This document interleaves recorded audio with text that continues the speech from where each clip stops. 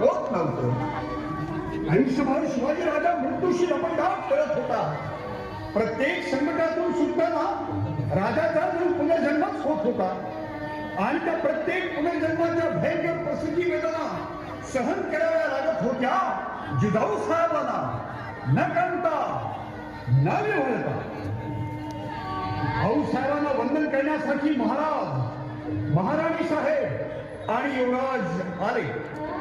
त्यांनी शिवबाला लहानपणी मातीचे डोंगर किल्ले म्हणून खेळायला करून दिले. आता त्या मातीच्या ढिगांचा रायगड झाला होता. भाऊसाहेबांच्या मांडीचं आज रत्नजडीत सिंहासन झालं होतं. भाऊसाहेबांच्या अंगाई गीतांचे उपदेशांचे आज वेदमंत्र झाले होते. भाऊसाहेबांच्या अश्रूंच्या आज सप्तगंगा झाल्या होत्या.